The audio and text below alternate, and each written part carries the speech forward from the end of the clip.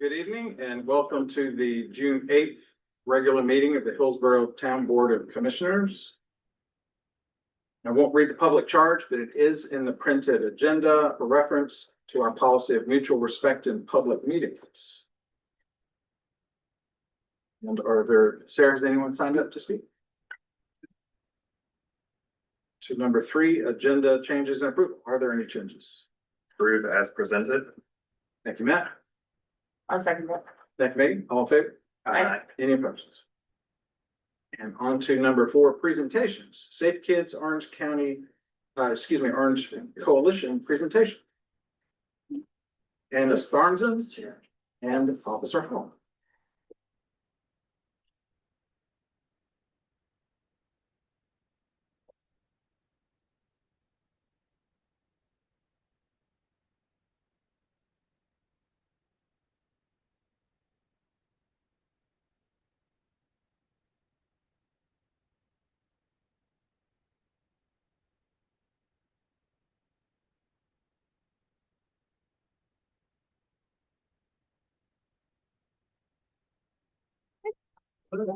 And just a quick reminder for everybody to speak into the microphone so we can all be heard clearly. Okay, so Officer Hall with Hillsborough PD's Community Services Division, and I'm introducing Anna Stormson. She's the Safe Kids Orange County Coordinator and works for UNC Health.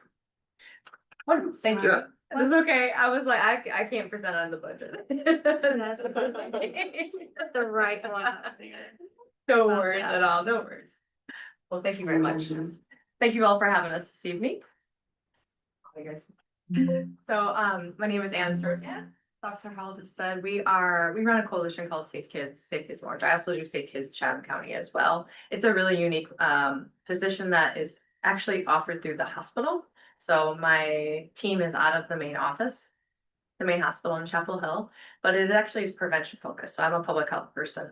It is me in the hospital. I don't think there's many other folks working to prevent people from ever coming in the door. So hopefully it'll be a program one day, but we work very closely with our municipality and our county officials and agencies and nonprofits to do the work. And so we just want to highlight what they all do for you all to know. But we've been going to other leadership meetings and just giving a broad overview of what Safe Kids does, because minus research, there we go. Minus some policy work at the state level, there's really no one else working on injury and violence prevention in Orange County. So welcome.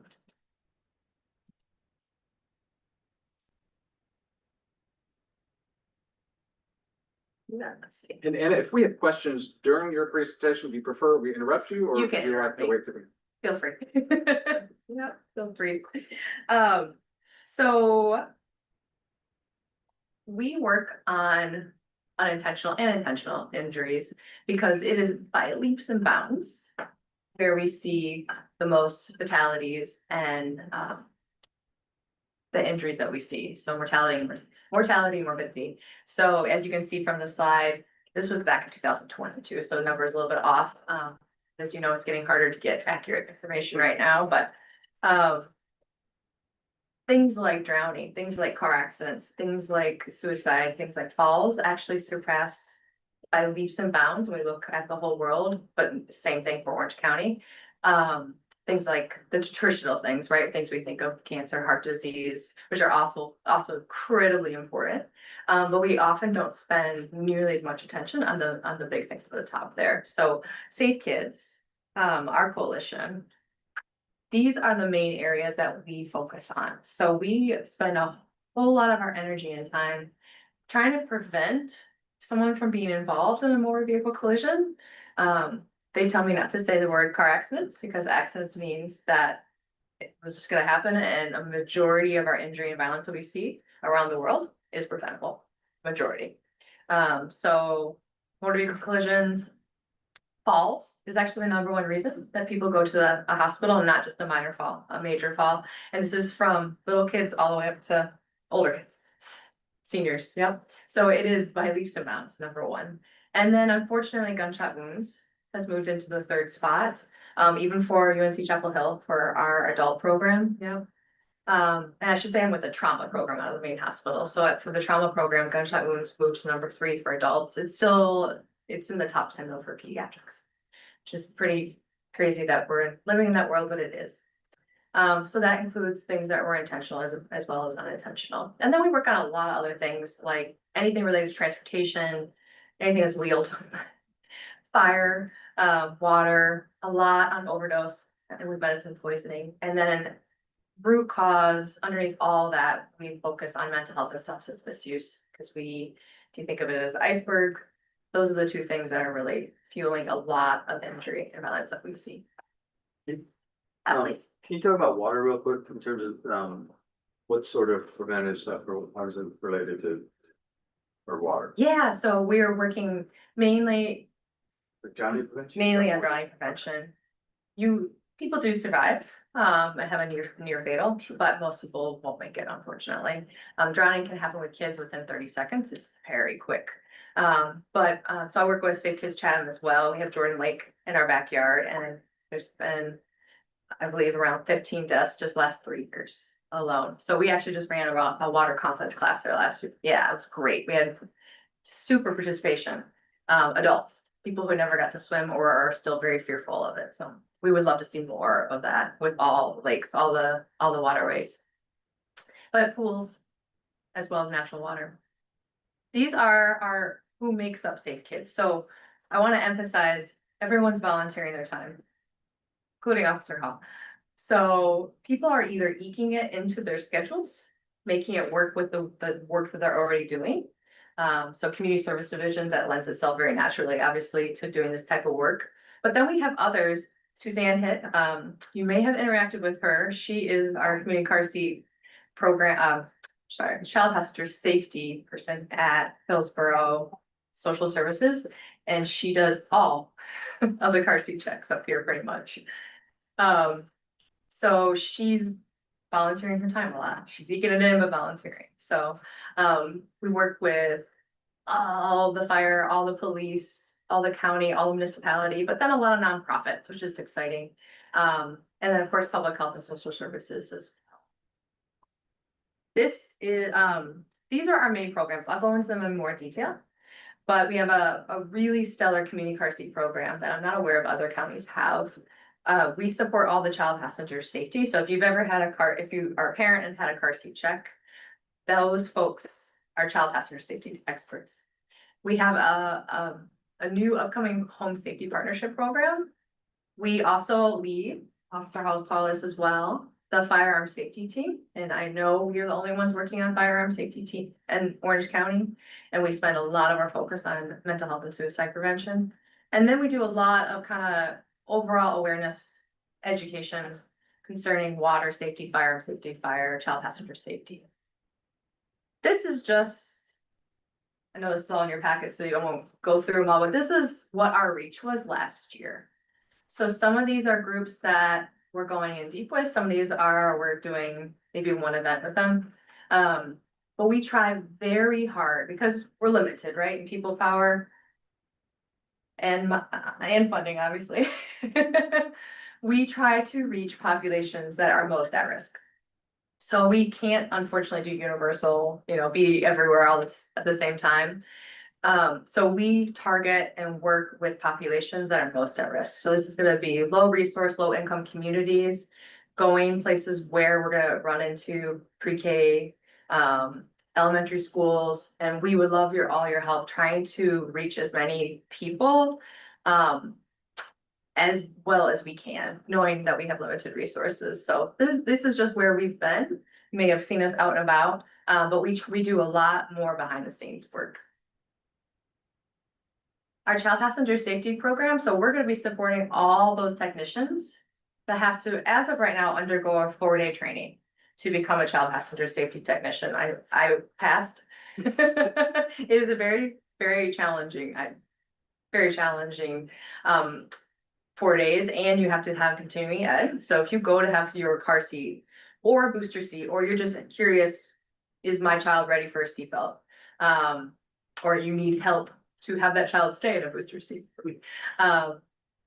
Those folks you're gonna meet at the fire departments, at social services, at Doug with the sheriff's office here, they had to go through this training and keep their certificate up. So it's not just someone who's like, yeah, I had a kid once, so now I know how to use this. They actually go through a training. We support the permanent checking stations. So in Orange County, that is your Chapel Hill and your Carrboro Fire Departments that are official. Unofficially, that's Suzanne there, with DSS, and then Doug here with the sheriff's office, as I said. And then nearby with North Chatham Fire, which is right over the line on the southern end. A lot of times we support the Saturday C checks, where anyone can just show up and have a check. And then we support appointments throughout the week. The biggest thing we do, that we get requests the most for, and we usually have to be really strategic, is we do about 2 to 3 community car seat clinics, child fosters clinics a year. We have been doing one with Fairview, early Head Start in September in the last few years, and are slated to do that again. Orange DSS's health fair they had earlier in the year, things like that, things where we're really going to be reaching people we know may not have access. And then there's a statewide diversion program that is kicking off. We used to do it locally, but anyone who gets a child passenger safety ticket violation can go through our program. And instead of, well, now it'll be free. We used to charge 25 and now it's going to be completely free. They do an online education and then they'll get referred to a permanent checking station to have an appointment, look at what their situation is, and then their ticket is waived. So it's a really good resource and it's actually transitioning. So we'll be spreading the word on that.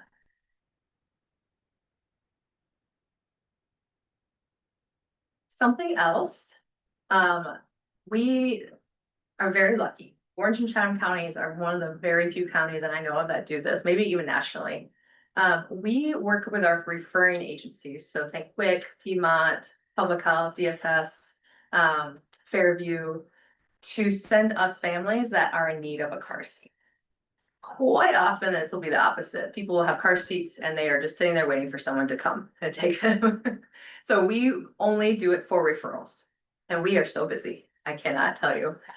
We've done over 700 car seats, basically on volunteer time, and people's time throughout the day since 2021 between the 2 counties. So, and we know these car seats are going to families that are being referred by programs that they know there is a need. So if someone just shows up, we unfortunately just can't accept that. We have to have it go through a public agency, but we know these are the families that need it the most. And we do evaluations, so we know the results are really good, but this is something that we shall be very proud of and spread the word on. It comes through us, and then I rely on our Safe Kids members to do the hard work. And if you've ever installed a car seat in July or June, it's so hard. I've spent 4 to 2 people the last 2 days and apologized. We also have our home safety partnership program. So we're working with groups like Refugee Community Partnerships and our WIC programs and the specialty care at Carolina Point to provide those resources that are at the top of the screen there directly to providers, to their care managers, to then give them to families when a need comes up. Maybe it comes up through a child visit, maybe it just comes up in conversation. So again, instead of trying to just discover the earth for folks who need this, we're giving it to them directly, letting them make the call. And we would love very much to do something like that, to partner with a North Orange Hillsborough group. It's very minimal work, I would say. We try to make it as easy as possible compared to other things, and everything's gonna be free. So things like pack and plays for safe sleep sacks, baby gates to prevent falls, things for the shower to prevent falls. There's not that much out there, but we know families, especially if they're renting, they are not gonna be buying stuff, installing it, and then having to move and then going in. They're not gonna have that luxury to do that. So we do cabinet locks that don't require screws and other things like that. So families can take things. What is a safe sleep sack? It is, I wish I had a picture up there. If you think of the bottom, so instead of the legs being separate, is a triangle. Okay. So you do not need a blanket. So the crib should be completely void. Should just have a tight fitting sheet, and that's it. So to avoid suffocation of any type, no stuffed animals, no nothing like that. And so the sack acts like a blanket, so parents feel good about knowing that the kids are, not gonna get cold at night and such, but they can roll over very easily without it getting tangled. Okay. You would like, it's like a onesie. They're very nice. And they're also I mean, pretty. just think of like those sacks that people used to have to sleep in during the colonial time. Yeah, To make sure, yeah. you know, the young boys didn't wander off at night. Arms are free, yeah, but that's the legs are just in a little pouch, yeah. And we do run the firearm safety team, so we have a lot of great organizations and members, including Veterans Affairs, our Department of Juvenile Justice. We have this website. I would love for you all to spread the word on this. We have I think we have 20 sites now between Orange and Chatham that will offer cable gun lock for free. And we are trying to get some funds to offer more things than just a cable gun lock. So trigger locks, slap boxes. We are a resource for secure gun storage for young people, for suicide prevention, just for injury and violence prevention, all of the above. So please utilize as a resource for that. We work with our law enforcement. We are available for trainings, short and sweet trainings. And we always incorporate mental health and suicide prevention into that. We are also your experts on water safety. So you're asking earlier. We are available to do virtual and in-person water safety classes. We put some things on YouTube. Try very hard to have everything in English and Spanish and then as many other languages as possible. But we don't actually have any bilingual members right now. So we are always looking for folks to join that have that skill set. One thing we do maintain, which I haven't found elsewhere, is on the back side of that resource sheet. We have all the places we are aware of that offer free or reduced price swim lessons or classes. Is this in conjunction with the Swim for Charlie program? We list Swim for Charlie. We know them. We promote them because some parents don't quite know what that is. Is that with this, they work with the schools, Mhm, right? Like mhm. transferring Yeah. kids to the. And Sarah Pitts used to run that program, was part of Safe Kids before she moved back to Orlando. Oh, Yeah. Yeah. We're looking for someone to take her spot. But because we know a lot of folks would love to take a class, they're not aware of the scholarship. So YMCA offers some great scholarships and often those go unutilized. We know it's really hard to get in a class because you gotta have, all the things have to align and they fill up fast, but we try to promote those early, like late winter, early spring, so parents know what's out there. So Swim for Charlie is definitely on there. UNC Dive, we need to add them, but if you know of any that you don't see on that sheet, please let us know and we will be happy to promote it.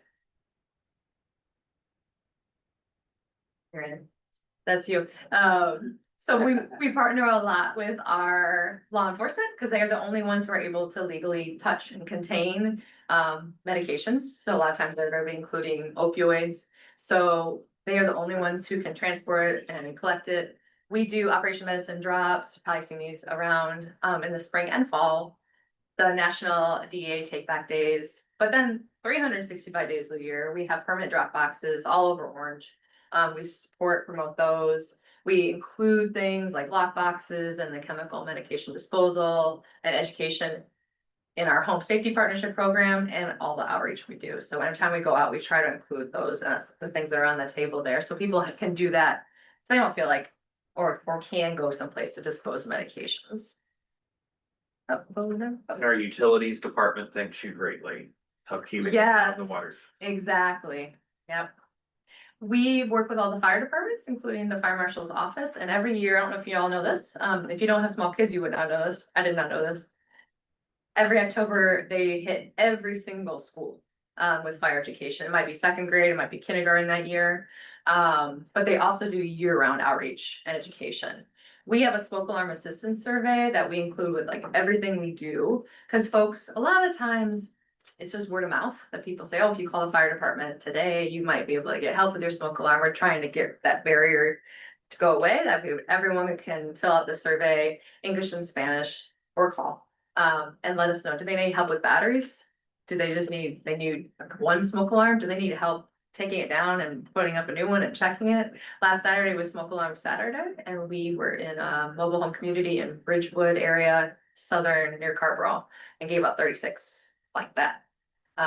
Installed, I should say, they installed it, so they do wonderful work and they're part of Safe Kids. And then We do a lot on the bike and pedestrian safety, which we could do more in this, we do bike rodeos, so bike safety classes. Last year, Safe Kids Chatham managed, we got to almost every elementary school and did kindergarten class, trying to hit students before, so we can recognize right off the bat which students have had experience and have that, have learned a little bit and who has not yet, to give them that exposure. And we would love to see something like this in Orange County, where every kindergarten class or every first grade class, has the opportunity to practice. There's also walk and bike to school days, which Safe Kids is part of, and then we can be a source, it's very limited, NCDOT gives out some helmets every year, very like 60, but we try to keep them and give them out to organizations that really need them. If you've seen this, you've seen Safe Kids, we also have a hot car awareness display, which is very relevant right now. This will be out actually exactly there at the Main Street Orange Rural this Saturday. Just showcasing how hot cars get and the dangers, not only for kids, for pets, for older adults as well. We have not had a death in Orange County in a very long time. We want to keep it that way, so, but there was one last year in Alamance County. There were at least 2 throughout the state. These are some more resources for you all, so if you're interested in learning some more, the state, DHS, they're great. They have great resources, CDC, we have a Facebook page if you want to keep up and follow. And then the first one on there is UNC Tar Heel Trauma Injury Prevention is my website. And we have all the resources I've discussed tonight on there as well. Thank you all so much. Any questions Thank you, Anna. for Officer Hall and I? I want to say that I've worked with the injury and violence, prevention branch before. Wonderful. Public health, and, but I was not aware of the details of this program, so thank you Yes, for sharing. I would say Safe Kids is the boots on the ground for that work. And we are almost in every county in North Carolina. We are a unique state. Well, thank you, thanks to the coalition, thank you to HPD for participating in that program, and you have our full support to keep doing that, and anything you need to help do that. We could not in any way be as successful as we are without folks like Officer Hall. And I'm sorry, and Scott Foster, who was not able to be here this evening. He's been a longtime Safe Kids member for a long time. We'll throw him under the bus, decades. But it would just be a 1-person show. We couldn't do any of this work. So we truly appreciate it. And we would love as many more people to help out and join as possible. So wonderful. Thank you all. Thank you for your time. Thank you. Thank you.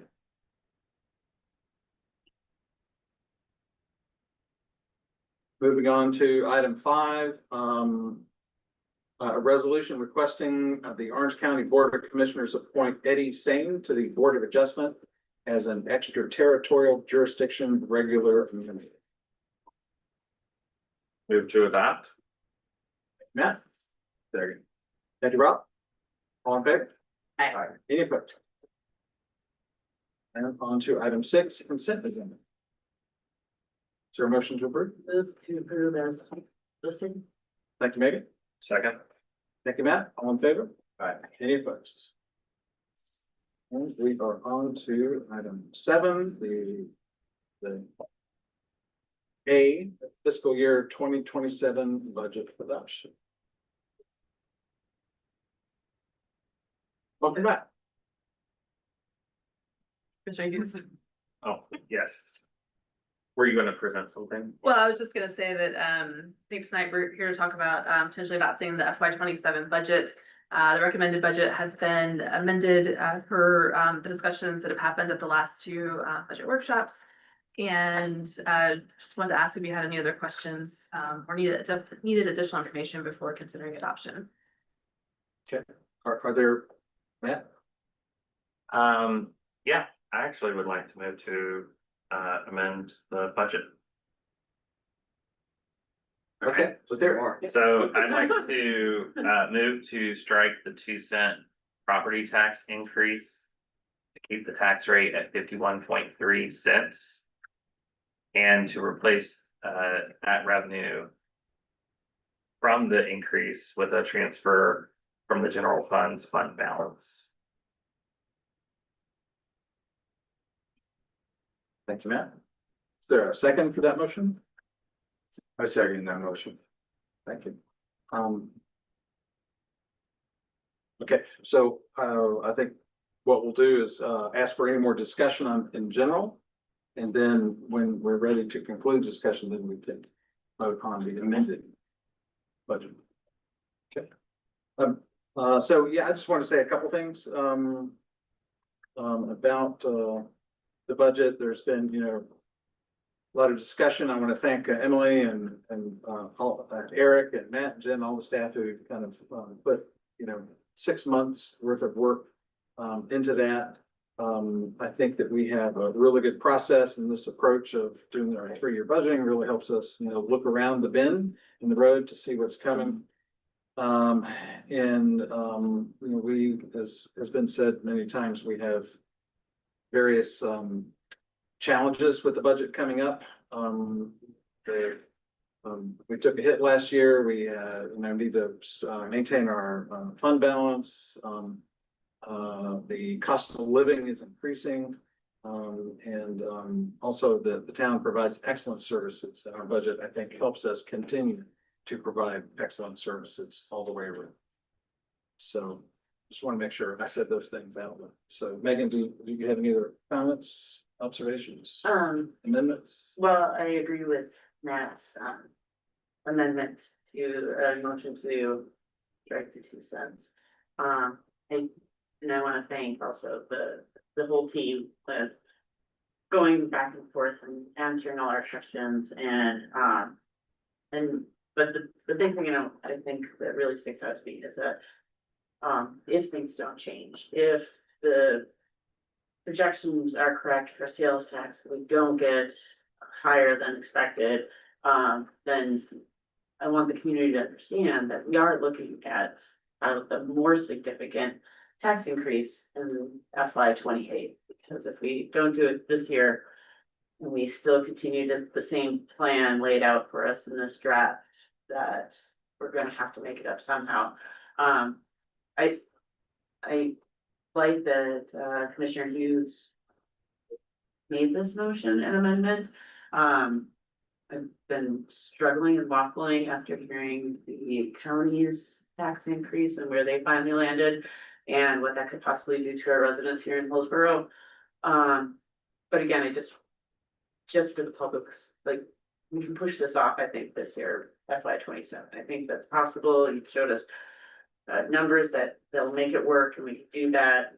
And the team is so creative that probably they'll squeak out a couple, like a little bit here and a little bit there. So, but there's only so much we can squeeze, and it's going to become challenging in the years to come when we look at the fire station and the train station. So, I think that's my comment on it, but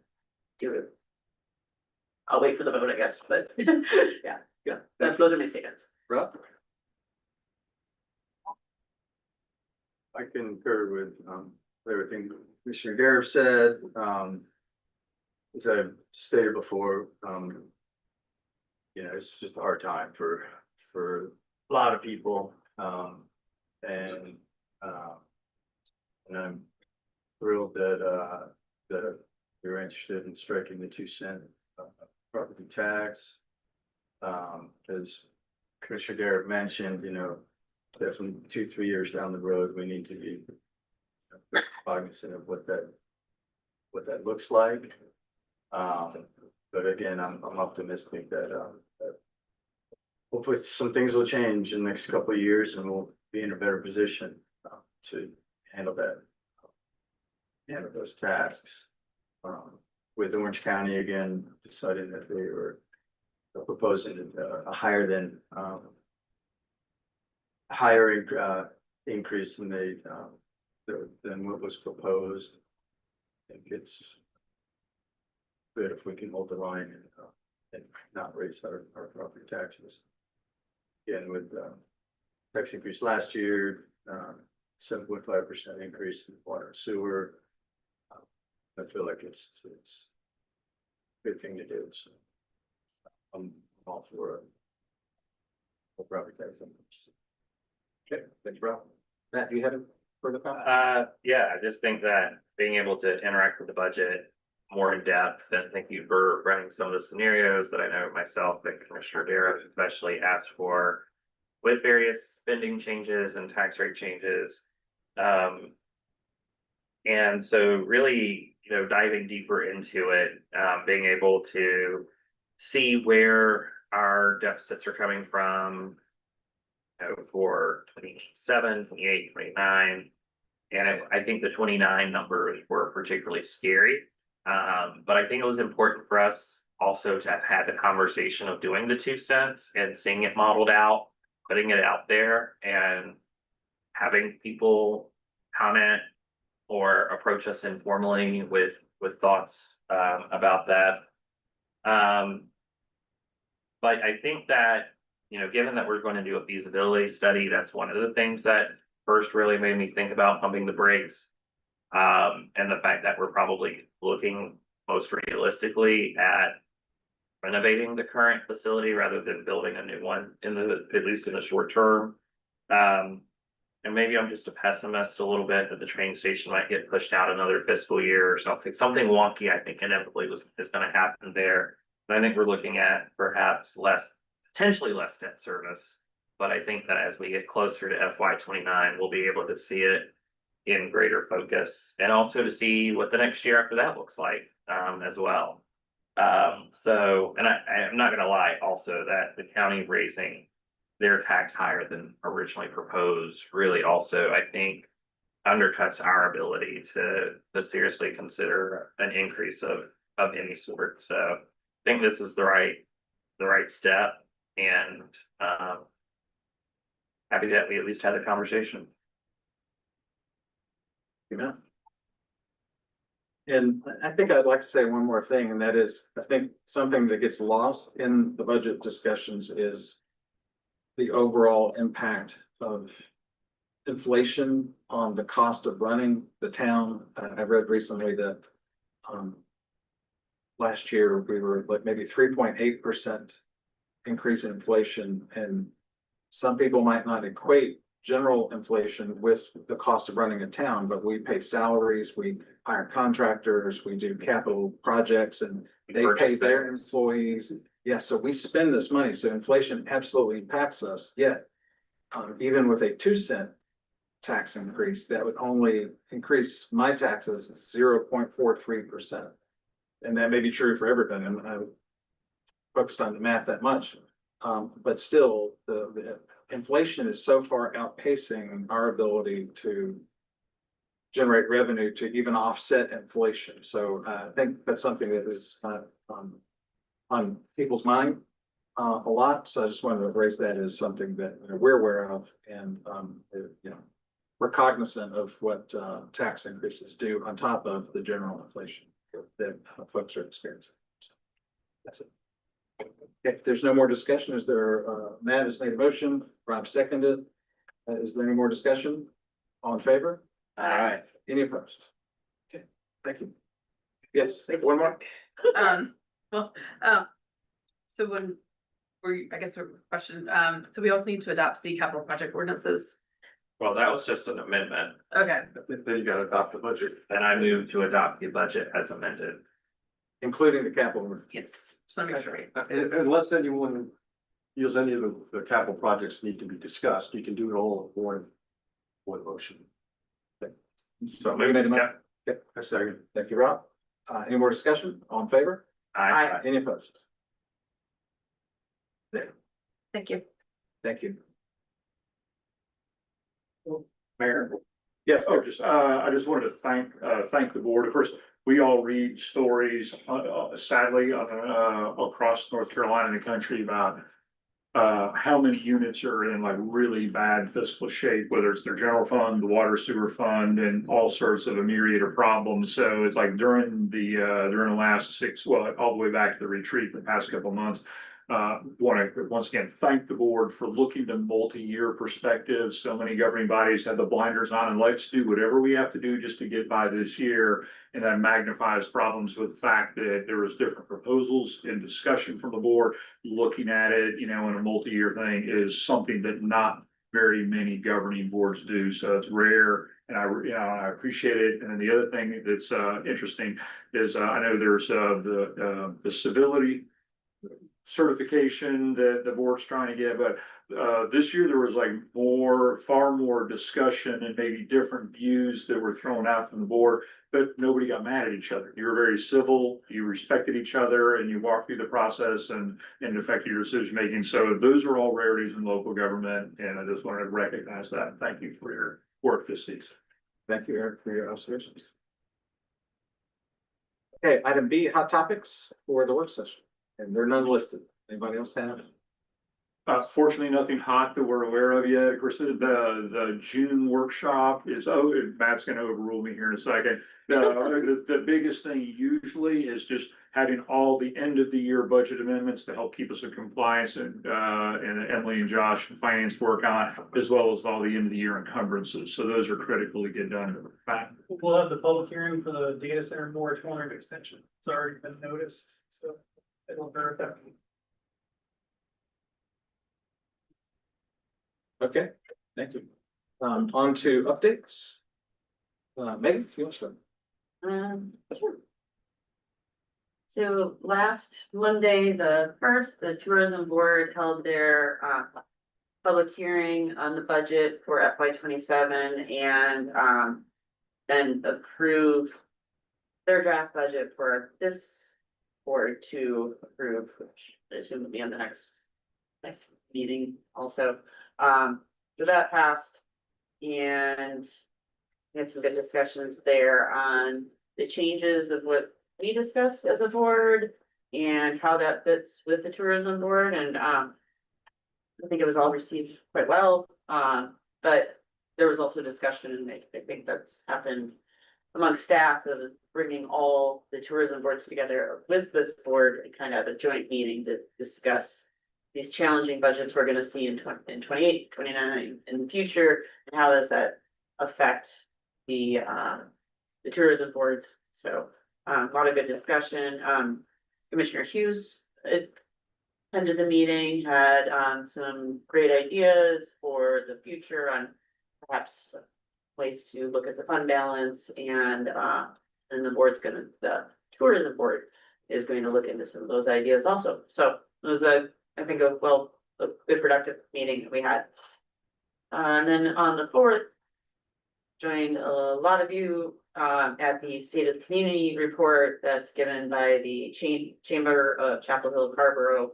And always really good information on the demographics of our area and how we fit into everything from every facet of life. From school, education, housing, so many different numbers that we're, to digest, but a lot of good information for our decision making. So, and that's it. Thank you. Rob? I have no reports, just a reminder though, I will not be here, 23rd. 22nd, whatever 2 Mondays is from now. Okay, thank you. Matt? Yeah, so I think I can't remember, we gave updates at the last meeting. I feel like we had a lot of meetings and we skipped around, so I might be repeating myself on some of this, but did attend the Alliance for Historic Hillsboro's annual meeting, which was really fun, particularly because we did a trivia Jeopardy type thing. My team won. I was very happy about that, channeling that native North Carolinian spirit there. Let's see, I did attend the tourism board last week. And some of the changes I suggested for them, because they really hadn't looked at a lot of the stuff. We can kind of tweak around with it when I was on the board, but coming up with a fund balance policy, because that's sorely needed on their part. Doing the 3-year budgeting, because they're just budgeting 1 year at a time and not really putting much thought into why are we hoarding all of this cash, but there's not something really to save up to. And then also, and I was there representing Burwell School, and I guess also the Alliance in some ways, is also looking at how they contract with their contracting partners, so that each of those contracted partners, which are like Burwell School, the museum, etc., can plan programmatically when they can mostly count on funding for a few years of like, we won't potentially go below this amount in the next 3 years. I just think that helps with planning because, you know, they have to come before the tourism board and you're just not sure how much you're gonna get. And so it's harder to see a horizon out there and when the meals tax was created for these organizations, I thought that was very important. Also attended the State of the Community. Triangle Community Foundation also had a program on housing that I think all of us were mailed, so I went to that. Very interesting, when the co-authors, Derek Thompson of the book Abundance that has caught a lot of people's attention about housing, was their main speaker. And then I think that just tied very nicely with the Home Builders Association Summit a few weeks before that, or maybe the week before that. Just tying a lot of things together on housing affordability. And with Commissioner English went down to Chapel Hill on Friday for the gun violence prevention joint proclamation that elected officials from Orange County read out, which was made even more personal because Mayor Anderson revealed that just a few days before that she had a cousin in Connecticut who was shot and killed in the cousin's husband was shot and killed in their home. The cousin was also shot and was actually undergoing surgery around the time of that event, and just suburban Connecticut in their home overnight. So all this, so it just makes it a little bit more personal to know, unfortunately, someone you know, their family has been impacted by gun violence. So, but that's my report. Thank you, Matt. So for me, did not have SWAC or Triangle West since our last meeting. Did attend the open house at Fairview on June 1st. And on June 2nd, Matt Eford and I and Shannon had a check-in on the A250 celebration. That was really good. We saw a nice run of show for the events that's shaping up very nicely. And I think we're all going to be really pleased with how that event is executed. And I met also that day with the new CEO of the Hillsborough campus at the hospital. Her name is Anna Perry, and she is really dynamic and excited to be here. She's been on the job for about a month and is looking to get plugged in to Hillsborough. So it's very nice. And then I also attended the State of the Community report and was pleased to hear so much good information about Hillsborough and Orange County and how we compare to the state. That's it. Eric, do you have anything? No report. Okay, staff written reports in the packet. Any more business before the board? Move to adjourn. Thank you, Matt. Second. Thank you, Megan. All in favor? Aye. All in favor? Have a good night. What's different?